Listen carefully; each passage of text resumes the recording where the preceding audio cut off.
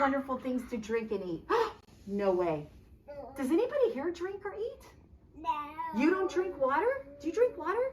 Yeah, I do. Does anybody eat food? I do. Guess what? So does this plant.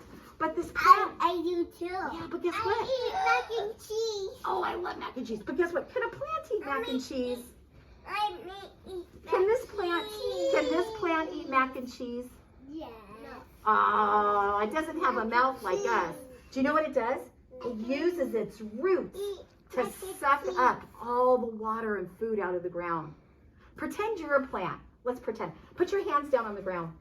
Can you go get all that water out of the ground and bring it up through your roots into your stem? And then you're going to grow really, really, really big. But listen, but like us, right? But we eat food, right, with our mouth.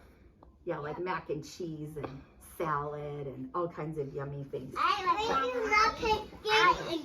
But let's look at this. So he put that on his nose. Isn't that funny? But just like people, plants and vegetables and trees and fruit start off as a tiny little baby. And they grow and grow and grow. Uh-oh. A coconut is a seed of a palm tree. What happens if it fell in the water and floated away? Do you think a palm tree would grow? Yeah. It did. Look. This coconut floated and floated and floated, and it grew. Just like that. Yeah. Where do we live and grow and get big? Where do we live, you think? Where do you live, Oliver? Do you live in a what? A house. In a house, right? Yeah. Oh, this acorn fell off an oak tree. And the acorn is a seed of an oak tree. Look at that. That is a tiny acorn that even a squirrel can hold. And look what it's going to grow into. Can I ask you a question? Do people get as big as trees? Yeah. You think so? Yeah. Whoa, I have to go outside. When we go outside, let's look at all the trees and see how big they are. Some seeds are prickly, and they're covered with little hooks. And these prickly little hooks stick on things.